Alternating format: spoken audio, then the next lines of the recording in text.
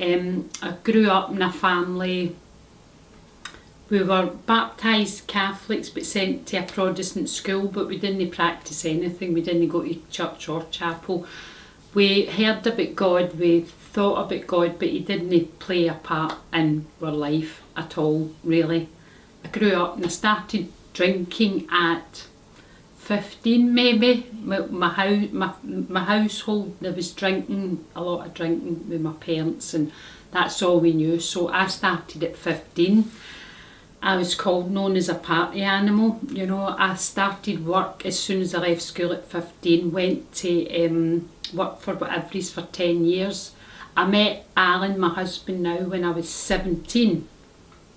And the two of us worked and we went out at the weekends together. I was working all the time, then they introduced the poll tax, and it was like, all we do is work, go out at the weekend, and now we've got no money for anything. So we decided to go travelling. We left Scotland when I was 26. We went to Florida, lived in Jersey, and then we went to Tenerife. So this was the next part of my life. It was full of partying, and it was just like, I thought I was in heaven when I got to Tenerife. So for the first 5 years there, I just, you know, had a great, but I started taking drugs when I was there as well. But no serious drugs, because I could still go out and enjoy, you know, still made work every day, but I was becoming dependent on drink and taking the drugs at the weekend.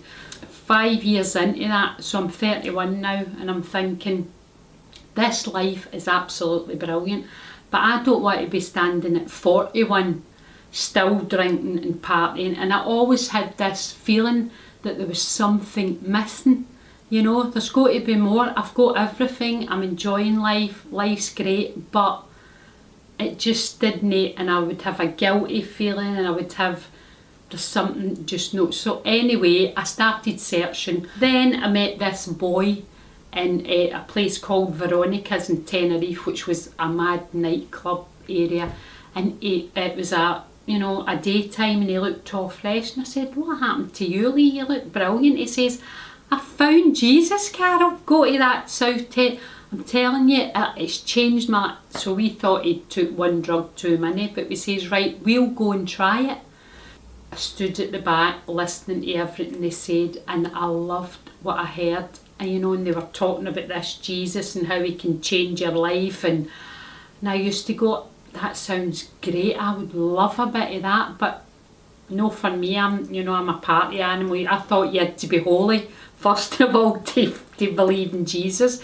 One night I was leaving and I was in tears, and I met this couple from Scotland who were on holiday, and they said, are you one of the Christians? I says, no, but I'd like to be, I really...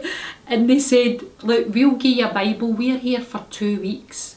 If you want to speak about anything, come and we'll pray with you. After that, we went on a 6-week holiday to India, Thailand, and me and Alan got married at this time in Australia. So we comes back to Tenerife, and I still had this feeling.